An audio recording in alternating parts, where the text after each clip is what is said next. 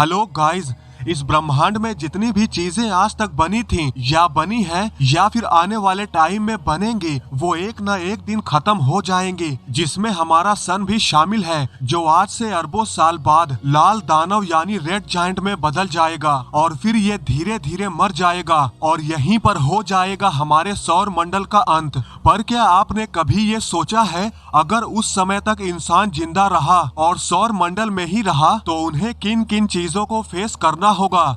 क्या होगा जब धरती जीवन को बनाए रखने के लिए सक्षम नहीं हो पाएगी? अगर सूरज रेड जायंट में बदलना शुरू हुआ और अगर पृथ्वी पर जीवन संभव न हो सका, तो सूरज के अंतिम दिनों में मानव सभ्यता सौर मंडल में और कहां पर सरवाइव कर सकती है और सन अपने अंतिम दिनों में कैसा होगा? इन सभी सवालों के जवाब के साथ मैं लेकर आया हूँ आज का ये हमारा एपिसोड, जिसका टाइटल है क्या हो अगर हम इंसान सौर मंडल के अंत से भी बच जाएं। तो चलिए शुरू करते हैं। तो गाइस, लगभग 4.5 बिलियन सालों से हमारा सन हमारे सौर मंडल के केंद्र में बैठकर पूरे सौर मंडल को रोशन करता आ रहा है। हमारी धरती का एकमात्र एनर्जी सोर्स सन ही है, जिसके अंदर न्यूक्लियर फ्यूजन का प्रोसेस होते रहता है। न्यूक्लियर फ्यूजन का ये प्रोसेस हाइड्रोजन को हीलियम में कन्वर्ट करता है और यही हीलियम सूरज के एनर्जी के तौर पर काम करता है। फिलहाल करंट टाइम में हमारे सन का कोर हर सेकेंड 660 मिलियन टन हाइड्रोजन को हीलियम में कन्वर्ट करता है। पर सूरज के मृत्यु की उल्टी गिनती तब शुरू होगी जब सूरज का फ्यूल पूरी तरह से खत्म हो जाएगा। फिलहाल अगर बात करें तो अपने पूरे जीवन काल में सन अपने फ्यूल सोर्स का लगभग आधा हिस्सा जला चुका है। इसका मतलब है कि अब हमारे सितारे के पास तकरीबन 5 अरब साल और बाकी है। अब चूंकि सूरज अपने हाइड्रोजन को न्यूक्लियर फ्यूजन के माध्यम से उपयोग करता है, जितना ज्यादा ये हाइड्रोजन को जलाते जाता है उतनी ही ज्यादा एनर्जी को उगलता है। हर 1 अरब सालों में जब ये हाइड्रोजन को जलाता है तो हमारा सन लगभग 10% अधिक चमकीला हो जाता है। आखिरकार हाइड्रोजन जितना ज्यादा जलाता जाएगा, वो सारी एनर्जी को सन के आउटर लेयर यानी बाहरी परतों की तरफ धकेल देगा और हमारा तारा साइज में फूल जाएगा। हालांकि अभी तक हमारा सन अपने फॉर्मेशन के बाद से 15 से 20% ही साइज में इंक्रीज हुआ है, लेकिन जितना तेजी से ये अपने हाइड्रोजन को जलाते जाएगा उतना ही तेजी से ये एक्सपैंड भी करेगा। जैसे जैसे ये एक्सपैंड होता जाएगा वैसे वैसे इसका सोलर सिस्टम पर कब्जा बढ़ता जाएगा। फिर एक टाइम ऐसा आएगा जब हमारे सौर मंडल के केंद्र में एक लाल दानव होगा। फिर खेल खत्म हम इंसानों का, है ना? पर मेरे ख्याल से शायद इतनी आसानी से नहीं, क्योंकि हम इंसान काफी जुगाड़ू हैं। कुछ न कुछ जुगाड़ करके अपने अस्तित्व को बचाए रख सकते हैं। पर आखिर कैसे? तो आइए आपको उस समय में ले चलते हैं, लगभग 1.5 बिलियन सालों बाद, जब हमारा सन आज की तुलना में काफी ज्यादा विशाल हो चुका होगा। तो गाइस, कहने के लिए खेद है कि उस समय पृथ्वी पर जीवन के लिए चीजें बहुत अच्छी नहीं होंगी। सूरज की चमक इतनी बढ़ चुकी होगी कि ग्लोबल वार्मिंग की कहानी ही खत्म हो चुकी होगी। हमारा ग्रह इतना गर्म हो जाएगा कि हमारे महासागर उबलने लगेंगे। हमारे सन की बढ़ती गर्मी और रेडिएशन हमारे सौर मंडल के रहने योग्य क्षेत्र को ही शिफ्ट कर देंगे। मतलब कि अब पृथ्वी रहने योग्य क्षेत्र से बाहर हो जाएगी और इस क्षेत्र में एंट्री हो जाएगी मार्स की, जहां पर अब पानी लिक्विड फॉर्म में मौजूद होगा, जो कि हम इंसानों के लिए काफी अच्छी खबर हो सकती है, क्योंकि ये भविष्य में हमारा नया घर जो होने वाला है। तो हाँ, अब कह सकते हैं कि मंगल ग्रह अब रहने लायक हो जाएगा। लेकिन फिलहाल अभी भी यहाँ पर हम इंसानों के लिए सांस लेने लायक एटमॉस्फेयर बनाने के लिए अभी भी इस लाल ग्रह को टेराफॉर्म करना होगा। हालांकि इस पोजीशन पर मार्स 5 अरब साल तक ही रहने योग्य बना रह सकता है,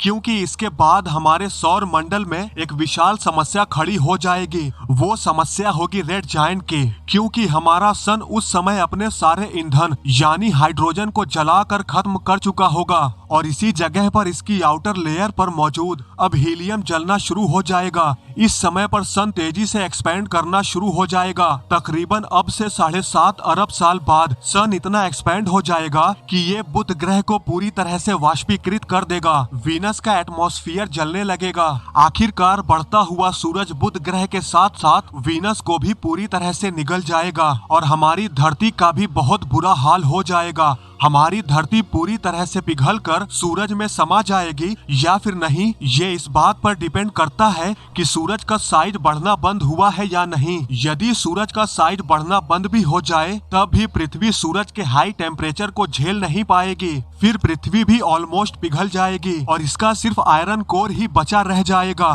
मंगल ग्रह पर जो हमने अपना नया घर बसाया था वो भी अब रहने योग्य नहीं रहेगा। इससे पहले कि मानवता यहाँ पर खत्म हो जाए हमें यहाँ से भी भागना होगा। मार्स के बाद इंसानियत की सबसे अच्छी उम्मीद जुपिटर के चौथे सबसे बड़े चंद्रमा यूरोपा पर छलांग लगाने की होगी।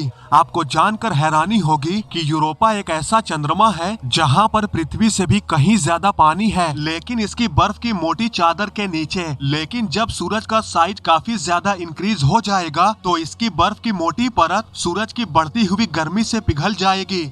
हालांकि यूरोपा भी कुछ सैकड़ों मिलियन सालों तक ही हमारा नया घर हो सकता है। इसके बाद हमें फिर से यहाँ से भागना होगा क्योंकि उस समय तक सन एक रेड जायंट के रूप में अपने अधिकतम आकार तक पहुँच जाएगा, जो कि आज की तुलना में लगभग 3000 गुना ज्यादा तेज चमकेगा। वैज्ञानिकों का तो ये भी मानना है कि सन का साइज इतना भी इंक्रीज हो सकता है कि ये पृथ्वी की कक्षा से भी आगे निकल सकता है। आज से तकरीबन 8 अरब साल बाद सन इतना खतरनाक हो जाएगा कि ये प्लूटो तक मौजूद जीवन को असहनीय बना देगा। उस समय तक हमारी सबसे अच्छी उम्मीद क्यूपर बेल्ट में एक दूर के बौने ग्रह पर घर खोजने की होगी।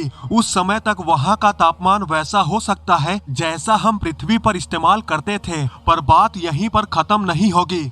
इसके भी 2 अरब साल बाद हमारे सन का ईंधन भंडार पूरी तरह से सूख जाएगा। फिर इस पोजीशन पर आकर सन बिल्कुल अस्थिर हो जाएगा, जिसका नतीजा ये होगा कि इसकी बाहरी परतें सिकुड़ने लगेगी और ये तब तक सिकुड़ती रहेंगी जब तक कि ये पृथ्वी के साइज का नहीं हो जाता। इस पोजीशन पर आकर इसमें दबाव इतना ज्यादा हो जाएगा कि इसमें एक जबरदस्त धमाका होगा। ये धमाका इतना खतरनाक होगा कि ये पूरे सौर मंडल को ही हिलाकर रख देगा। हमारा सन जो रेड जायंट में बदल चुका था, इस धमाके के बाद जो इसका शेष भाग बच जाएगा वो व्हाइट ड्वार्फ में बदल जाएगा। हमारा रहने योग्य क्षेत्र जो क्यूपर बेल्ट तक पहुंच गया था वो एक बार फिर नाटकीय रूप से शिफ्ट हो जाएगा। अब चूंकि हमारा सन व्हाइट ड्वार्फ में बदल जाएगा तो हमारा नया रहने योग्य क्षेत्र वहां पर आ जाएगा जहां कभी बुध ग्रह हुआ करता था। पर अफसोस हमारा ये नया रहने योग्य क्षेत्र बिल्कुल भी रहने लायक नहीं होगा क्योंकि हमारा नया व्हाइट ड्वार्फ स्टार अरबों खरबों सालों तक रेडिएट करता रहेगा। इसलिए हमें मानव सभ्यता को जारी रखने के लिए हमें दूसरे तारे के रहने योग्य एक्सोप्लैनेट पर जाना होगा।